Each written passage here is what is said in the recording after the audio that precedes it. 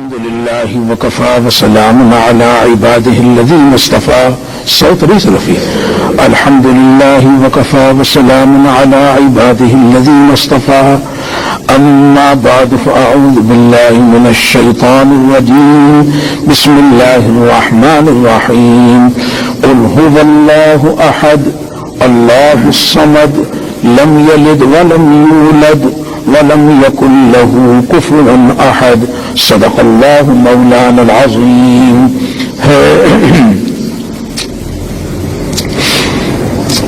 مضمون چلا آ رہا ہے کہ اسلام دین فطرت ہے. اللہ کا شکر ہے کہ اللہ تعالیٰ نے دولت اسلام ہمیں عطا فرمائی. تو اسلام دین فطرت ہے. تو دین فطرت میں ایک وجہ اس کی یہ معیار یہ بیان کیا جاتا ہے کہ مذہب اسلام میں اللہ پاک کی کامل توحید کا ذکر ہے. کس کا ذکر ہے؟ اللہ تعالیٰ کی کامل توحید کا ذکر ہے. اور توحید عقل کے مطابق ہے. توحید عقل کے اور عقل فطرت کا یعنی بہت بڑا ایک اعظم جز کر لیں. سمجھے کہ جو بات عقل سے ٹکرائے گی عقل کے خلاف ہوگی وہ فطری نہیں. جو بات عقل سے ٹکرائے گی وہ بات فطری نہیں. اور جو بات عقل سے نہ ٹکرائے گو عقل کے مطابق نہ ہو. یہ جملہ یاد رکھیں. جو بات عقل سے نہ ٹکرائے جو بات عقل سے نہ ٹکرائے گو عقل کے مطابق نہ ہو. یعنی ہماری عقل سے اونچی ہو. یعنی عقل نیچے رہ جائے اور بات ہماری عقل میں نہ آئے تو عقل سے ٹکرانا تو نہیں ہوگا. عقل سے ٹکرانا یہ ہے کہ عقل وہاں پہنچے اور عقل پہنچ کر کے وہاں یہ کہے گی یہ بات غلط ہے.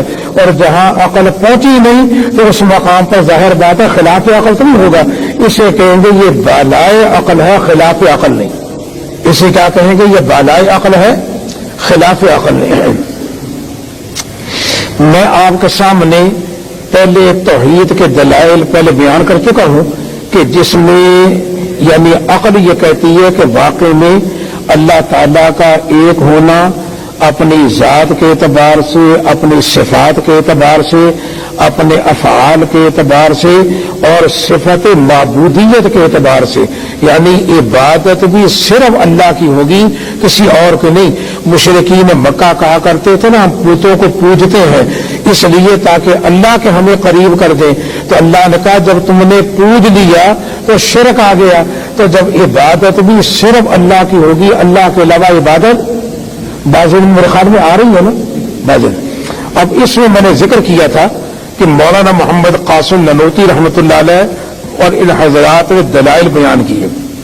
دلائل میں یہ کہا کہ مولانا یہ فرماتے ہیں کہ زمین آفتاب سے آفتاب کی روشنی کی مقدار میں متاثر ہے اور چاند سے چاند کی روشنی کے اعتبار سے متاثر ہے.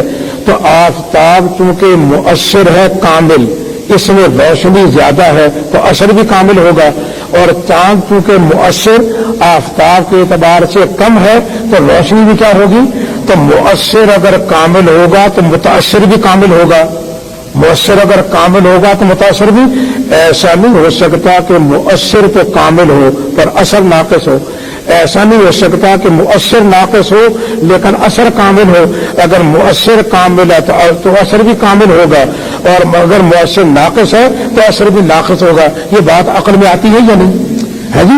آفتاب کی روشنی سے زمین اسی انداز میں متاثر اور منور ہے جس درجے میں آفتاب مؤثر ہے اور چاند سے اسی درجے میں متاثر ہے کہ جس انداز کے اندر چاند مؤثر ہے. اب یہاں یہ فرماتے ہیں مولانا کہتے ہیں کہ اگر دو خدا مانے جائیں تو دو خدا مانیں گے تو دونوں کا کامل ہونا ضروری ہے یا کوئی ناقص بھی ہو سکتا ہے؟ جب خدا ہوگا تو کامل ہوگا نا. اور اگر ناقص ہو کر کے بھی خدا ہو سکتا ہے تو پھر ہمیں کیا پڑی ہے کہ ہم خدائی کا دعویٰ نہ کریں؟ پھر تو ہم بھی خدائی کا دعویٰ یہ مولانا فرماتے ہیں. پھر ہمیں کیا پڑی ہے کہ خدائی کا دعویٰ نہ کریں؟ یہ تو پھر ہم بھی خدائی کا معلوم ہوتا. خدا کہتے ہی اس کو ہے جو کامل ہو. جب خدا کامل کو کہتے ہیں تو کامل کا اثر کامل ہوگا یا ناقص ہوگا؟ کامل کا اثر کامل ہوگا۔ تو اگر دو خدا مانے جائیں اور کائنات کے چلانے میں دونوں چلا رہے ہوں، اب مطلب کہ زید کو پیدا کیا تو دونوں نے مل کے زید کو پیدا کیا، اور جب زید کو پیدا کیا تو ایک زید اور پیدا کرنے والے دو خدا، اور دونوں خدا کامل ہیں۔ جب کامل ہے تو کامل کا اثر بھی کامل ہونا چاہیے۔ تو معنی اس کا کیا بنا؟ معنی یہ بنا کہ زید کے ایک وجود میں دو وجود کامل آئیں گے۔ کیوں؟ اس لیے کہ خدا جب کاملہ پیدا کرنے والا تو وجود بھی کامل ہوگا، تو ایک وجود کامل ایک خدا کی طرف منسوب ہوگا، اور دوسرا وجود کامل تو ایک زید کے پیمانہ وجود میں کتنے وجود ماننے پڑیں گے؟ دو وجود۔ تو ہر ایک چیز کے پیمانے میں دو وجود ماننے پڑیں گے۔ تو مولانا فرماتے ہیں کہ سیر بھر کے پیمانے میں دو سیر چیز کو ٹھونسا جائے، یا ایک ٹوپی کے اندر جو ایک سر والی ہو دو سروں کو لایا جائے، یا ایک میان میں جو ایک تلوار والی ہو دو تلواریں لائی جائیں، ایک اچکن میں اگر مطلب کہ دو بدن اگر ٹھونسے جائیں، اور ایک جوتے میں اگر دو قدموں کو اگر لایا جائے، جوتا ایک قدم کا ہے تو آپ بتلاؤ جوتا باقی رہے گا، ٹوپی باقی رہے گی، اچکن باقی رہے گی؟ کیوں؟ اس لیے کہ چیز پیمانہ ایک کا تھا، یہاں کامل آ گئے۔ تو ذات خداوندی کو اگر دو خدا مانے جائیں تو دونوں کامل، اور جب دونوں کامل تو دونوں کا اثر کامل، جب دونوں کا اثر کامل تو ہر ایک کے پیمانہ وجود میں دو وجودوں کا ماننا لازم آئے گا۔ تو ایک زید کے پیمانے وجود میں دو زید، تو ظاہر بات ہے شیر بھر کی چیز میں اگر پیمانے میں دو شیر زبردستی ٹھونسا جائے تو ظاہر بات ہے پیمانہ نہیں رہے گا، ٹوپی نہیں۔ تو یہ معنی ہے لو کان فیہما آلہۃ الا اللہ، اگر آسمان و زمین میں بہت سے خدا ہوتے تو آسمان و زمین تباہ ہو جاتا، کیونکہ ہر ایک کے پیمانے وجود میں دو وجودوں کا ماننا لازم آتا، اس لیے خدا ایک ہوگا، خدا دو نہیں۔ بات میں آگے۔ اچھا، اس کے بعد مولانا فرماتے ہیں کہ ہر سلسلہ کسی نہ کسی مقام پہ جا کے ختم ہوتا ہے، تو سلسلہ وجود کو بھی تو ختم ہونا چاہیے نا۔ اب مطلب کہ روشنی کا سلسلہ ہے پاور ہاؤس پہ ختم ہو گیا، پانی کا سلسلہ ہے ختم ہو گیا، اسی طرح اور جتنے سلسلے آپ لے لیں وہ عدد کا ہے، ایک بار ختم ہو گیا۔ تو ہر ایک سلسلہ ایک مقام پر ختم ہے، تو سلسلہ وجود کو بھی تو ختم ہونا چاہیے، اور جس مقام پر سلسلہ ختم ہو گیا اسی کو اللہ کہتے ہیں، اسی کو کیا کہتے ہیں؟ اچھا، آگے فرماتے ہیں حضرت تھانوی رحمۃ اللہ علیہ فرماتے ہیں کہ اگر دو خدا مانے جائیں تو کہتے ہیں فرض کرو ایک خدا نے ارادہ کیا کہ آج 12 بجے میں نے زید کو پیدا کرنا ہے، تو دوسرا خدا اس خدا کے خلاف ارادہ کرنے پر قادر ہے یا نہیں؟ یہ سوال ہے۔ ایک خدا نے ارادہ کیا کہ میں نے 12 بجے زید کو پیدا کرنا ہے، تو دوسرا خدا اس کے خلاف ارادہ کرنے پر قادر ہے یا قادر نہیں؟ اگر آپ کہنے جی وہ قادر نہیں، تو جب قادر نہ ہوا تو خدا کیسے ہوا؟ جب قادر نہ ہوا تو خدا کیسے ہوا؟ لہذا کہنا پڑے گا اگر دو خدا کہ دوسرا قادر ہے، اس کے خلاف ارادہ کرنے پر قادر ہے، تو جب ارادہ کرنے پر قادر ہے تو اس نے ارادہ کیا کہ میں نے زید کو 12 بجے پیدا نہیں ہونے دینا، سمجھے، کیونکہ خلاف کرنے پر قادر تھا۔ اب اس نے ارادہ کیا کہ زید پیدا نہ ہو، اور ایک نے ارادہ کیا کہ زید پیدا ہو، اور دونوں قادر مطلق ہیں، اور قادر مطلق وہ ہوتا ہے جس کے ارادے پر مراد کا مرتب ہونا ضروری ہے، یعنی ارادے پر مراد ضرور، یہ میری طرح کا ارادہ نہیں کہ میں نے ارادہ کیا میں جمعہ پڑھنے جاؤں بیمار ہو گیا میں نہیں آ سکا، وہ تو خدا کا ارادہ ہے نا۔ تو جب خدا ارادہ کرے گا تو مراد کا ہونا ضروری ہے۔ تو ایک نے کہا کہ زید پیدا ہو 12 بجے، سمجھے کہ نہیں، اس کا ہونا بھی ضروری ہے، اور ایک نے کہا کہ 12 بجے پیدا نہ ہو، اس کا ہونا بھی ضروری ہے۔ تو ایک ہی وقت میں زید کا ہونا بھی ضروری ہوگا اور زید کا نہ ہونا بھی ضروری ہوگا، یہ دو ضدیں جمع ہو گئی، اور جب دو ضدیں جمع ہو گئی تو محال ہے، اور جو دلیل محال کو چاہے وہ دلیل غلط ہے۔ معلوم ہوتا خدا ایک ہے، دو خدا نہیں، کیونکہ اگر دو خدا مانے جائیں تو یہ محال ماننا پڑے گا نا، اس سے ثابت ہوگا خدا ایک ہے۔ اچھا، اس کے بعد آگے ماتے ہیں کہ اگر دو خدا مانے جائیں تو ظاہر بات ہے دو چیزوں میں اشتراک ہوتا ہے۔ اشتراک کا معنی کہ آپ میں اور میرے درمیان ہم دونوں انسان ہونے میں شریک ہیں، میرے اور جانور کے درمیان ہم دونوں حیوان ہونے میں شریک ہیں، ہم دونوں، اور میرے اور نباتات کے درمیان یا پہاڑوں کے درمیان ایک اشتراک ہے کہ وہ بھی جسم ہے، میں بھی جسم ہوں، تو جسم کے اعتبار سے اشتراک ہے، حیوان ہونے کے اعتبار سے اشتراک ہے، انسان ہونے کے اعتبار سے اشتراک آ گیا۔ تو دو چیزوں میں ایک مابہل اشتراک جس کی وجہ سے اشتراک وہ ہوا کرتا ہے، اور دو چونکہ دو ہیں تو دونوں میں امتیاز چاہیے۔ امتیاز کا معنی یہ الگ ہے یا الگ ہے، تو الگ ہونے کے لیے صفت امتیاز چاہیے، ورنہ دو نہیں ہوں گے، ورنہ دو۔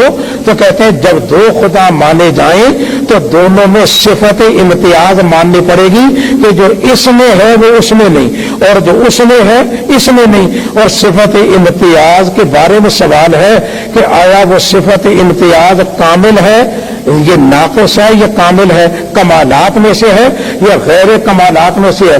اگر غیر کمالات میں سے ہے تو جس میں پائی گئی وہ خدا نہیں، اور اگر کمالات میں سے ہے تو جس میں نہ پائی گئی وہ خدا نہیں۔ معلوم ہوتا خدا ایک ہی ہوگا، خدا دو نہیں، کیونکہ یہ بات نبھائی کے لیے، کیونکہ دو ایت، دو کا دو ہونا تب ہوگا جب دونوں میں کوئی امتیازی نشان تو ہونا کہ یہ دو ہے، یہ الگ ہے یا الگ ہے۔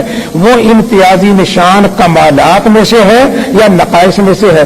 اگر کمالات میں سے ہے تو جس میں ہے وہ خدا، اور جس میں نہیں وہ خدا نہیں، اور اگر نقائص میں سے ہے تو جس میں موجود ہے وہ خدا نہیں۔ معلوم ہوتا دو خدا نہیں ہو سکتے۔ ہے جی، اس کے بعد آگے شادی دے کہ دو خدا جو آپ نے مانے، تو سوال یہ کہ کیا ایک خدا سارے عالم کا نظام چلانے پر قادر نہیں تھا؟ کہ آپ نے کہا دوسرے کی ضرورت ہے۔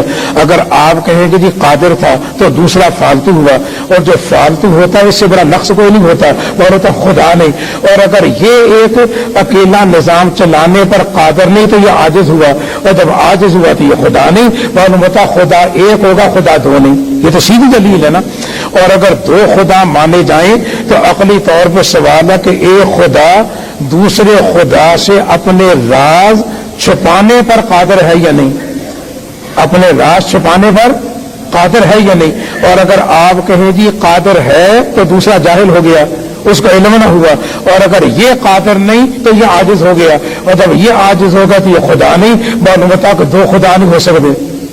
اور دوسری بات ہے کہ جب کسی کی تعریف کریں تو کیا کہتے ہیں جی سبحان اللہ، کیا کہنا، جیسا بھائی جان ہے نا، اس کہتے ہیں سبحان اللہ، ان کی قرات کو سنتے ہیں، کیا کہنا جی ایسی قرات ہم نے کبھی سنی نہیں۔ میں نے کئیوں سے سنا انہیں کہتے ہوئے بھائی جان کے بارے میں کہ ایسی قرات ہم نے کسی کبھی سنی نہیں۔ اب مطلب کہ ریکارڈ کر کے کینیڈا میں، امریکہ میں پہلے انہوں نے ایسا کیا کہ جمعے کا خطبہ اور نماز وہاں ریکارڈ کر کے لے جاتے تھے نا، اسی کے پیچھے نماز پڑھتے تھے۔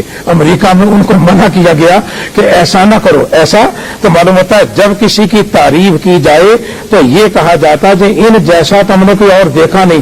معلوم ہوتا ہے شرکت مستقل عیب ہے، یہ ایسے تو اور بھی ہیں، یہ تو مستقل عیب ہے، اور اللہ اسے کہتے ہیں جو کامل ہو جس میں عیب نہ ہو۔ تو معلوم ہوتا ہے کہ ذات خداوندی کامل ہے، سمجھے کہ تو شرکت نہیں ہوگی، لہذا دو خدا نہیں ہوں گے، خدا ایک ہوگا۔ اچھا، اس کے بعد یہ کہ اگر دو خدا مانے جائیں تو عقلی طور پہ سوال آئے گا، یا ہر ایک دوسرے کا محتاج ہوگا، یا ہر ایک دوسرے سے لاپرواہ اور مستغنی ہوگا، یا یہ محتاج ہوگا وہ مستغنی ہوگا، وہ محتاج ہوگا یہ مستغنی ہوگا۔ یہ عقلی طور پہ شکیں نکلیں گی اگر دو مانا جائے۔ اگر دونوں محتاج بن گئے تو دونوں خدا نہیں، اگر دونوں خدا دونوں محتاج بن گئے، اور اگر ایک محتاج اور دوسرا مستغنی تو وہ نہیں، اور اگر دونوں مستغنی ہے تو دوسرا فالتو ہو گیا، اور جب فالتو ہوا تو خدا نہیں۔ تو اگر دو خدا مانے جائیں تو یہ شکیں ماننی پڑیں گی، اور ہر شک باطل ہے، معلوم ہوتا ہے دو خدا کا ہونا باطل ہے۔ اور اس کے بعد 10ویں دلیل یہ ہے، 10ویں دلیل یہ ہے کہ اگر یہ کہا جائے کہ خدا دو ہیں تو ہم کہیں گے جی دو ہونے پر دلیل کیا ہے؟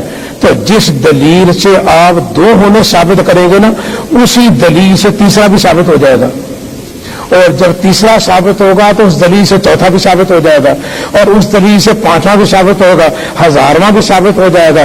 تو خدا تو مانے جائیں گے لامحدود، اور عبادت کرنے والے محدود، اور خدا لامحدود. یہ عقلی طور پہ محال ہے. اس لیے خدا کا عقل کہتی ہے خدا ایک ہونا چاہیے. تو میں یہ کہنا چاہتا ہوں، یہ دلائل تو پہلے ایک بار بیان میں نے کیے تھے، میں نے اشارہ کر دیا، اشارہ کر کے میں نے ذکر کیا کہ فطرت کا تقاضا یہ ہے کہ اللہ کی ذات کو جس مذہب نے اس کی یکتائی کو مانا، معلوم ہوتا وہ عقل کے قریب ہے. اور جس نے کہا یہ خدا تین ہے، جیسے ہندوؤں نے اپنے مہادیو وغیرہ یہ اور بنا کر کے تین اپنے رنگ میں مانے، اور ہر بت میں خدا کا وہ کیا. اب سب سے بڑا جو مہذب مذہب ہے نا، میں اس کے بارے میں ذرا آنا چاہتا ہوں. مہذب مذہب کون سا ہے؟ عیسائیوں کا. اب نصارہ کا مہذب مذہب ہے. اب اس کے بارے میں ذرا دیکھ لیں کہ انہوں نے مطلب کہ یعنی دیکھو نا، جب مذاہب میں مذہبوں میں آپس میں مقابلہ ہوتا ہے تو مقابلے میں بنیادیں دیکھی جاتی ہیں. اب یہ نہیں دیکھا جائے گا کہ ہمارے مذہب کے اندر 5 نمازیں ہیں اور اس میں 1 رکعت ہے، اس میں 3 رکعتیں ہیں، اور اس میں 4 رکعتیں. یوں نہیں. اگر مقابلہ ہوگا تو مذہب اسلام کی بنیاد کن چیزوں پر ہے؟ تو مسئلہ توحید ہے، مسئلہ رسالت ہے، مسئلہ قیامت ہے. یہ 3 بنیادی چیزیں ہیں نا. مسئلہ توحید ہے، مسئلہ رسالت ہے، اور مسئلہ قیامت ہے. اب کہتے ہیں ان اصولوں میں مقابلہ کرو. ان اصولوں میں تو جس کے اصول شاندار ہیں اس کی شاخیں بھی شاندار ہیں، جس کی بنیاد شاندار ہے اس کی شاخیں بھی شاندار ہے. تو مقابلہ بڑی آسانی سے ہو جائے گا. تو ہم مسئلہ توحید کو ہم نے لیا تو توحید کا عقلی ہونا تو ہماری سمجھ میں آ گیا. اب انہوں نے نصارہ نے کیا کہا؟ نصارہ کی عجیب بات ہے. نصارہ نے کہا خدا 3 ہے. خدا کیا ہے؟ یعنی اللہ تعالیٰ خدا کے بارے میں کہا اور روح القدس کو کہا اور عیسی بن مریم کو کہا کہ جبرائیل امین ہے اور عیسی بن مریم ہے، اور بعضوں نے حضرت مریم کا ذکر کیا. تو بہرحال ایک خدا ہو گیا، ایک جبرائیل امین ہو گئے، اور ایک عیسی بن مریم ہو گئے. تو ہم نے کہا بھی یہ تو آپ نے 3 خدا مانے، اور 3 خدا جب مانے تو یہ بات عقل کے خلاف ہے. اور نے کہا نہیں جی، یہ 3 اصل میں ایک ہے اور ایک 3 ہے. 3 اصل میں کیا ہے؟ ایک ہے. اور ہم نے کہا یہ آپ کیا بات کرتے ہیں، 1 اور 4 ایک نہیں، 1 اور 5 ایک نہیں، تو 1 اور 3 ایک کیسے بن گئے؟ 1 اور 3 کا جی یہ خدائی مسئلہ ہے نا، اور خدا کے مسئلے میں زیادہ عقل نہیں چلا کرتی. اس لیے ہم زیادہ عقل کو اس مقام پر چلاتے نہیں. بس خدا 3 ہے اور 3 ایک میں اور ایک 3 میں ہے. لہذا توحید بھی ہے اور تسلیس بھی ہے. اور توحید کا قول کر کے اپنے آپ کو انہوں نے بچانے کی کوشش کی اور اپنی فکر کی. ہم نے کہا نہیں، آؤ ذرا عقلی طور پر ذرا بحث کریں. آیا خدا کو اگر 3 مانا جائے گا تو عقل کے خلاف ہوگا یا نہیں؟ تو ایک بات تو میں نے کہہ دی نا کہ 1 اور 4 ایک نہیں، تو 1 اور 3 کیسے ایک ہوگا؟ اب ذرا عقلی طور پر تھوڑا سا اس میں تجزیہ کریں. بات یہ ہے کہ 1 پہلے ہے اور 3 بعد میں ہے. 1 پہلے ہے، مقدم ہے، اور 3 کیا ہے؟ متاخر ہے. اور آپ نے جب کہا نا کہ 1 اور 3 ایک ہے تو مانا کیا بنا گیا؟ 1 3 ہو گیا اور 3 1 ہو گیا. 1 اور 3 ایک ہے تو 3 1 ہو گیا اور 1 3 ہو گیا. اور 1 مقدم ہے اور 3 متاخر ہے. 1 پہلے ہے اور 3 بعد میں ہے. اور آپ نے کہا 1 3 ہے اور 3 1 ہے. تو جب 1 3 بن گیا تو مقدم مؤخر ہو گیا، اور 3 جب 1 بن گیا تو متاخر مقدم ہو گیا. تو مقدم کا مؤخر ہونا اور مؤخر کا مقدم ہونا لازم آئے گا. تو مقدم ہونا بھی غلط ایک دلیل، اور مؤخر کا مقدم ہونا بھی غلط، اور مقدم کا متاخر ہونا بھی غلط. یہ 2 دلیلیں اس مقام پر آ گئی. ہم نے کہا اگر آپ نے 3 خدا اگر مانے تو ظاہر بات ہے 1 تو جز ہے. 1 کیا ہے؟ 1 تو جز ہے اور 3 کل ہے. 1 جز ہے اور 3 اس کا کل ہے. اور آپ نے کہا جی 1 3 ہے اور 3 1 ہے. تو مانا کیا بنا کہ آپ نے کہہ دیا جی جز، آپ نے کہہ دیا کہ جز کل ہے اور کل جز ہے. آپ نے کہہ دیا کہ جز کیا ہے؟ یہ کل ہے اور کل جز ہے، تو جز کا کل ہونا بھی غلط اور کل کا جز ہونا بھی غلط۔ اور پہلی جو دلیل ہے اس میں ایک دلیل اور ملا لو، وہ یہ کہ ایک جب تین بن گیا اور ایک تین سے پہلے ہے، اور ایک جب تین بن گیا تو ظاہر بات ہے ایک پیچھے چلا گیا، اور تین ایک بن گیا تو متاخر مقدم ہو گیا۔ اور ایک یہ کہ ایک اور تین جب ایک ہے اور ایک تین سے پہلے ہے، اور ایک اور تین ایک ہے تو ایک ایک سے پہلے ہے، کیونکہ ایک اور تین جب ایک بنے تو ایک تین سے پہلے ہے، اور ایک اور تین ایک ہے تو ایک ایک سے پہلے ہے، تو اپنی ذات سے پہلے ہونا اس مقام پر لازم آئے گا۔ تو بہرحال جز کا کل ہونا لازم آیا اور کل کا جز ہونا لازم آ گیا۔ اسی طرح مطلب کہ ایک کے عدد کو کہا کرتے ہیں بسیط، اور جو مجموعہ ہے اسے کہا کرتے ہیں مرکب۔ کئی چیزوں سے مل کر کے مجموعہ بنتا ہے نا مرکب۔ اب ظاہر بات ہے ایک کا عدد بسیط ہے اور مجموعہ مرکب ہے، اور ایک اور تین جب ایک بن گیا تو ظاہر بات ہے کہ بسیط مرکب بن گیا اور مرکب اور بسیط بن گیا، تو بسیط کا مرکب ہونا بھی غلط اور مرکب کا بسیط ہونا بھی غلط، تو ثابت ہو گیا کہ خدا تین نہیں ہو سکتے۔ یہ مسئلہ ان کے ہاں بڑا اہم ہے۔ یہ مسئلہ ان سے جب بحث کی جاتی ہے نا، انہوں نے اپنے شاگردوں کو جب پڑھایا ہوتا ہے نا، کہتے ہیں یہ مسئلہ ایسے رنگ میں بیان کرو گول مول واضح، کیونکہ اگر واضح طور پہ بیان کرو گے تو مسئلہ عقل میں نہیں آئے گا۔ مسئلہ عقل میں تو ایسی تقریر گول مول کرو کہ دوسرے کی سمجھ میں نہ آئے، اور دوسرا کہہ دی بڑا شاندار بیان کر رہا ہے تو ہوگی نا کوئی حقیقت۔ تو یہ ان کا عقیدہ ہی ہے۔ اس طرح ایک پادری صاحب، حضرت نے لکھا ہے ایک پادری صاحب دوسرے پادری دوست کو ملنے کے لیے آئے، کافی عرصے کے بعد آئے، تو کہنے لگے اچھا بھی کتنے آپ نے عیسائی بنائے؟ انہوں نے کہا جی میں نے اتنے بنائے۔ انہوں نے کہا آپ نے مسئلہ توحید اور تثلیث آپ نے ان کو سمجھا دیا؟ انہوں نے کہا جی میں نے سمجھا دیا ہے، اور ان میں میرے مطلب کہ شاگرد ہیں بڑے اچھے۔ اب انہوں نے مطلب کہ یہ بیان کیا، اب ایک نے بیان کرتے ہوئے کہا تین شاگرد میرے بڑے سمجھدار ہیں جنہوں نے یہ مسئلہ سمجھا ہے، اور مسئلہ یہ ایسے انداز میں ہونا چاہیے کہ گول مول ہو۔ تو جب اس نے بیان کیا تو بیان ذرا کھل کر کے کر دیا کہ ایک خدا ہے، سمجھے کہ نہیں، اور ایک عیسی ابن مریم ہے، اور روح القدر کبوتری کی شکل میں آئے اور عیسی ابن مریم کا القاء کیا۔ تو مسئلہ ایسا بیان کیا کہ خدائی شان کے منافی ہو گیا۔ وہ ناکامی تو چلا جا، اس مسئلے کو تو نہیں سمجھا۔ اچھا دوسرا آیا، کہنے لگا جی یہ ذہین ہے، اس سے بڑھ کر کے کہا تو بتلا۔ کہا جی استاد جی نے تو ہمیں یہ پڑھایا کہ ایک خدا، سمجھے کہ تین خدا ہے، اور یہ استاد جی نے پڑھایا کہ ایک خدا کو سولی پہ لٹکا دیا گیا۔ تو جب ایک خدا کو سولی پہ لٹکا دیا تو باقی دو رہ گئے، باقی کیا رہ گئے؟ استاد جی نے یہ پڑھایا۔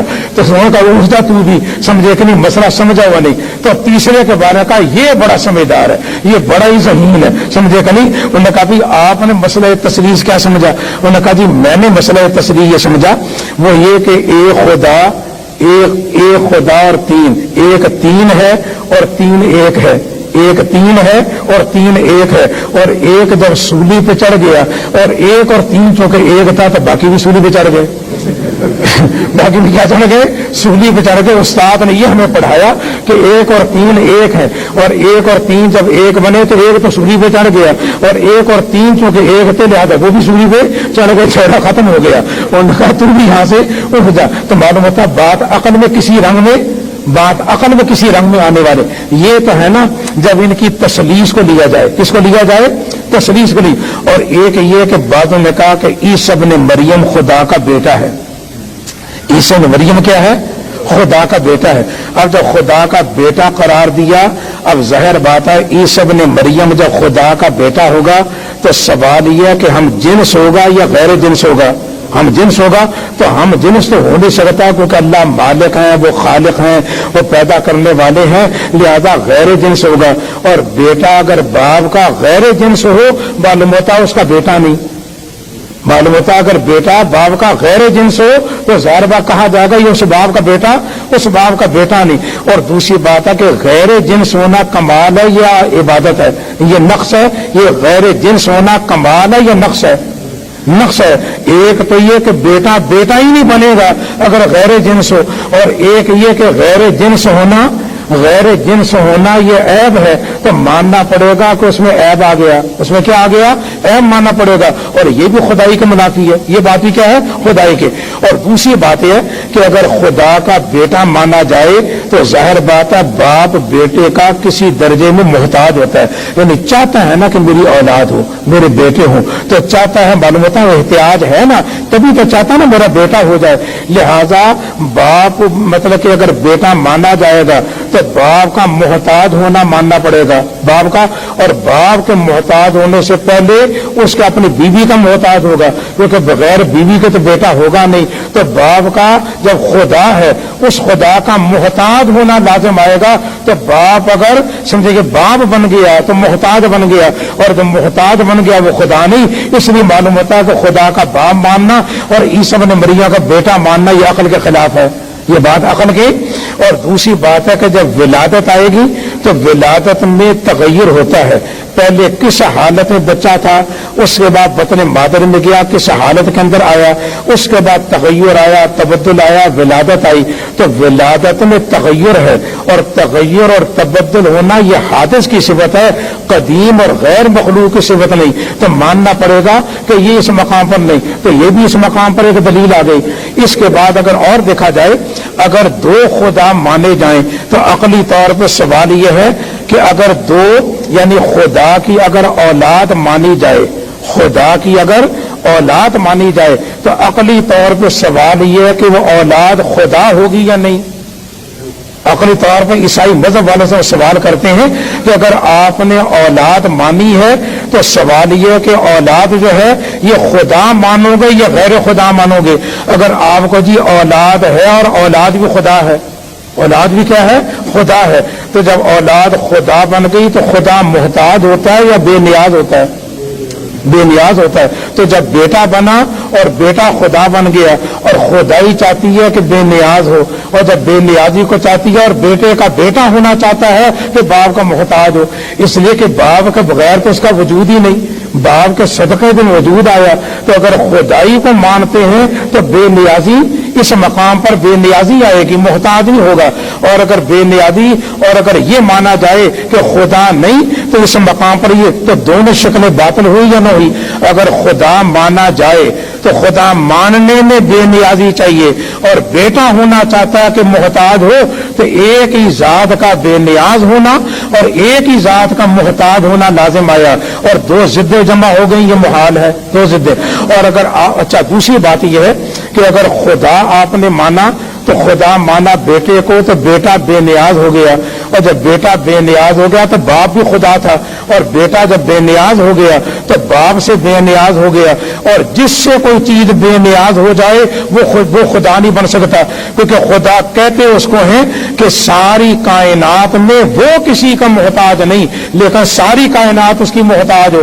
اور بیٹا جب خدا بن گیا تو یہ اس سے مستغنی بن گیا، جب مستغنی بن گیا تو وہ خدائی کیا ہوا جس سے مستغنی ہو جائے؟ تو پہلے بحث یہ تھی کہ بیٹا خدا ہے تو یہ شکل آئے گی، اب یہ کہ باپ جو ہے نا اس مقام پر باپ خدا نہیں رہے گا، یہ آ گیا۔ اور دوسری بات ہے کہ اگر بیٹے کو یہ خدا مانا جائے تو یہ شکلیں ہیں، اور اگر بیٹے کو خدا نہ مانا جائے، بیٹے کو اگر خدا نہ مانا جائے، اب بیٹا اگر ہوگا تو خدا نے اس کو پیدا کیا، یہ خدا کا مملوک ہوگا، خدا کا عبد ہوگا، خدا کا غلام ہوگا، خدا مالک ہے یہ مملوک ہوگا۔ اور باپ اور بیٹے میں ملکیت نہیں چلتی، باپ اور بیٹے میں اگر جیسے جنگیں ہوتی ہیں نا تو جنگوں میں پہلے یہ تھا کہ قیدیوں کو رہا نہیں کیا جاتا تھا، اور قیدی جب رہا نہیں ہوتے تھے تو ان کو غلام بنا لیا جاتا تھا، اور غلام بناتے تھے، جو خریدتا تھا وہ مالک ہو جاتا تھا، یا جنگ والے ان غازیوں پر یا ان پر تقسیم کر دیا کرتے تھے۔ تو اگر ایک بیٹے کو جنگ میں کافر گرفتار کر کے لے گئے اور باپ نے اسے خریدا، اور جب خریدا تو باپ اس کا مالک بن گیا، مالک بنا یا نہ بنا، خریدا، لیکن مالک بنتے ہی شریعت کا مسئلہ یہ کہ بیٹا آزاد ہو جائے گا۔ کیوں؟ اس لیے کہ باپ اور بیٹے میں ملکیت نہیں چلتی، باپ اور بیٹے میں ملکیت نہیں چلتی۔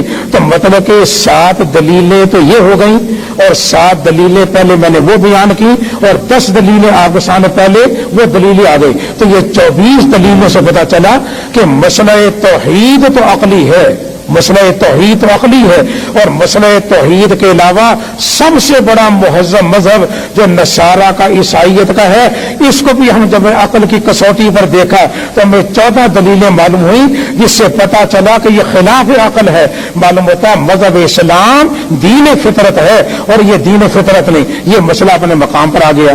اب جو ایک بات آخر میں بیان کرنی ہے وہ یہ کہ شب برات آ رہی ہے۔ کیا آ رہی ہے؟ یہ چونکہ پہلے کا مضمون چلا آ رہا تھا نا، میں نے ختم کیا، تو شب برات کے بارے میں کب آئے گی؟ میرے خیال میں بدھ کا دن گزار کے جو رات آئے گی نا، وہ 15ویں رات، شعبان کی 15ویں رات، 14ویں کا دن گزار کے اس میں نبی کریم صلی اللہ علیہ وسلم فرماتے ہیں اس رات میں قوموا لیلہا وصوموا نہارہا، اس کی رات کا قیام کرو اور اس کے اگلے دن کا روزہ رکھو۔ یہ سرکار دو عالم، یہ سرکار کا اتنا فرمانے کافی ہے۔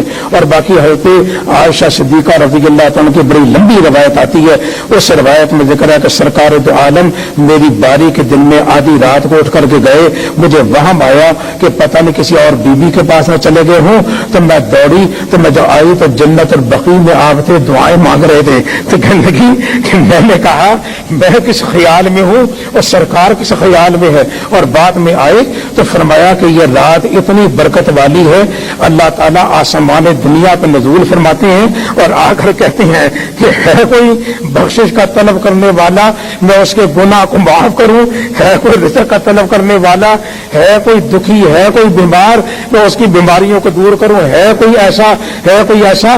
تو رات کو شروع ہوتے ہی فجر تک اللہ تعالیٰ یہ سوال کرتے ہیں، تو یہ مانگنے والی رات ہے، عبادت والی رات ہے، اور اللہ تعالیٰ عبادت کرنے سے اتنے گناہ معاف فرماتے ہیں۔ سرکار دو عالم آتے ہیں کہ قبیلہ کلب والوں کی، بنو کلب والوں کی بکریاں بڑی مشہور تھی، کہ جتنا بنو کلب والوں کے قبیلے کی بکریاں تھیں اتنی کسی اور قبیلے میں نہیں تھی۔ فرمایا بنو کلب کے قبیلے کی جتنی بکریاں ہیں ان کے بال ہیں، اس سے بھی زیادہ اللہ تعالیٰ گناہوں کو معاف فرماتے ہیں۔ یہ سرکار دو عالم صلی اللہ علیہ وسلم نے فرمایا، اس لیے اس رات کا قیام کرنا اور صبح کا روزہ رکھنا، اللہ ہمیں توفیق عطا فرمائے۔ وقت ختم ہو گیا، دعا فرمائے۔ الحمدللہ رب العالمین۔ یا اللہ غیب سے مدد فرما، یا اللہ نظر کرم فرما، نظر فضل فرما، نظر رحم فرما، یا اللہ خزانہ غیب سے مدد فرما، یا اللہ خزانہ غیب جن حضرات نے دعاؤں کے لیے کہا ہے یا چاہے، یا اللہ سب کی مرادیں پوری فرما، سب کی پریشانیاں دور فرما، سب کی مشکلات کو حل فرما، بیماروں کو یا اللہ تمام بیماروں کو شفائے کاملہ عاجلہ مستمرہ عطا فرما۔ اے اللہ پاکستان پہ نظر کرم فرما، یا اللہ جن حالات سے پاکستان گزر رہا ہے یا اللہ نظر بد سے بچا، ہر شر سے بچا، یا اللہ اس کو اپنی پناہ میں لے لے، اس کو ہر فتنے سے بچا لی، یا اللہ ہر فتنے سے بچا۔ یا اللہ جو پاکستان سے محبت کرنے والے ہیں، اسلام سے محبت کرنے والے ہیں، اس پاکستان کو امن اور ایمان کا گہوارہ بنانا چاہتے ہیں، یا اللہ جو اس کا خیر خواہ ہے صحیح معنی میں یا اللہ اس کی مدد فرما دے۔ یا اللہ اچھے لوگوں کو پروردگار عالم ہمارے گناہوں کو یا اللہ معاف فرما، یا اللہ ہمیں سزا عطا فرما، اپنی رحمت کو دیکھ، ہمارے اعمال کو نہ دیکھ، تیری رحمت کا صدقہ مانا ہم بڑے گناہگار ہیں، ہم اس سے بھی زیادہ سزاؤں کے مستحق ہیں، لیکن یا اللہ تیری رحمت لامحدود ہے اور ہمارے گناہ محدود ہیں، تیری لامحدود رحمت کا صدقہ ہمیں معاف فرماؤ، ہمارے ساتھ رحم کا معاملہ فرماؤ، ہمارے ساتھ کرم کا معاملہ فرماؤ۔ یا اللہ افغانستان پہ بھی نظر کرم، یا اللہ آپس میں مسلمان جو جنگ کر رہے ہیں انہیں نور ہدایت دے دو، انہیں صلح عطا، سارے عالم کے مسلمانوں کو اے اللہ ایک اور نیک ہونے کی توفیق عطا فرماؤ۔ بھائی جان کے لیے خصوصی سے دعا کریں، اللہ تعالیٰ صحت کاملہ سے رکھے، اور جو منصوبے ذہن کے اندر ہیں اللہ تعالیٰ جلد مکمل کرائے، اور اللہ تعالیٰ یہ جو فیض ہے قیامت تک اللہ تعالیٰ جاری و ساری رکھے اور سایہ سلامت رکھے، اللہ تعالیٰ نظر کرم فرمائے۔ اور جتنے اور مدرس شورا والے ہیں اور مدرسین پڑھانے والے پڑھنے والے، اللہ سب کو دین کی اشاعت کا ذریعہ بنائے۔ یا اللہ جتنے دینی مراکز ہیں یا اللہ جو اسلام اسلام کے قلعے ہیں، انہیں اپنی حفاظت میں لے لے، اپنی پناہ میں لے لے، ان کے پڑھنے والوں کو یا اللہ عالم بھی بنا اور ولی بھی بنا، یا اللہ عالم بھی بنا، ولی بنا، امت میں جوڑ والے ہوں، یا اللہ امت میں توڑ والے نہ ہوں۔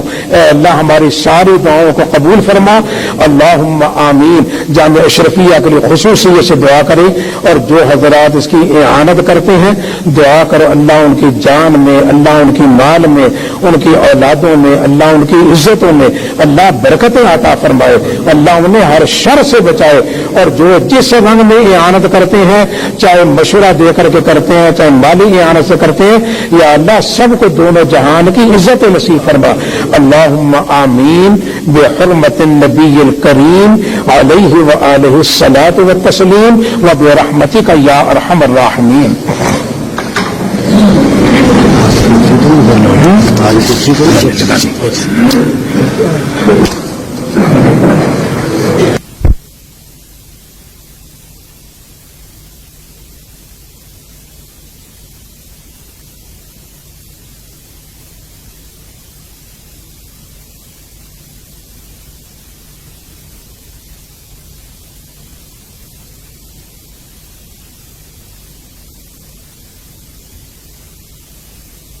الحمد لله وكفى وسلام على عباده الذين اصطفى صوت ريس رفيع الحمد لله وكفى وسلام على عباده الذين اصطفى أما بعد فأعوذ بالله من الشيطان الرجيم بسم الله الرحمن الرحيم قل هو الله أحد الله الصمد لم يلد ولم يولد ولم يكن له كفوا أحد صدق اللہ مولانا العظیم۔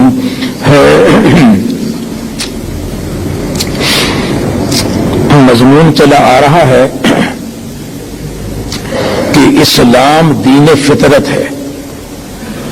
اللہ کا شکر ہے کہ اللہ تعالیٰ نے دولت اسلام ہمیں عطا فرمائی، تو اسلام دین فطرت ہے۔ تو دین فطرت میں ایک وجہ اس کی یہ معیار یہ بیان کیا جاتا ہے کہ مذہب اسلام میں اللہ پاک کی کامل توحید کا ذکر ہے۔ کس کا ذکر ہے؟ اللہ تعالیٰ کی کامل توحید کا ذکر ہے، اور توحید عقل کے مطابق ہے۔ توحید عقل کے، اور عقل فطرت کا، یعنی بہت بڑا ایک اعظم جز کہہ لیں، سمجھے کہ جو بات عقل سے ٹکرائے گی، عقل کے خلاف ہوگی، وہ فطری نہیں۔ جو بات عقل سے ٹکرائے گی وہ بات فطری نہیں، اور جو بات عقل سے نہ ٹکرائے گو عقل کے مطابق نہ ہو۔ یہ جملہ یاد رکھیں، جو بات عقل سے نہ ٹکرائے، جو بات عقل سے نہ ٹکرائے گو عقل کے مطابق نہ ہو، یعنی ہماری عقل سے اونچی ہو، یعنی عقل نیچے رہ جائے اور بات ہماری عقل میں نہ آئے تو عقل سے ٹکرانا تو نہیں ہوگا۔ عقل سے ٹکرانا یہ ہے کہ عقل وہاں پہنچے، اور عقل پہنچ کر کے وہاں یہ کہے جی یہ بات غلط ہے، اور جہاں عقل پہنچی نہیں تو اس مقام پر ظاہر بات ہے خلاف عقل تو نہیں ہوگا۔ اسے کہیں گے یہ بالائے عقل ہے، خلاف عقل نہیں۔ اسے کیا کہیں گے؟ یہ بالائے عقل ہے، خلاف عقل نہیں ہے۔ میں آپ کے سامنے پہلے توحید کے دلائل پہلے بیان کر چکا ہوں کہ جس میں یعنی عقل یہ کہتی ہے کہ واقع میں اللہ تعالیٰ کا ایک ہونا اپنی ذات کے اعتبار سے، اپنی صفات کے اعتبار سے، اپنے افعال کے اعتبار سے، اور صفت معبودیت کے اعتبار سے، یعنی عبادت بھی صرف اللہ کی ہوگی، کسی اور کی نہیں۔ مشرکین مکہ کہا کرتے تھے نا ہم بتوں کو پوجتے ہیں اس لیے تاکہ اللہ کے ہمیں قریب کر دیں، تو اللہ نے کہا جب تم نے پوج لیا تو شرک آ گیا۔ تو جب عبادت بھی صرف اللہ کی ہوگی، اللہ کے علاوہ عبادت بازن میرے خیال میں آ رہی ہے نا بازن۔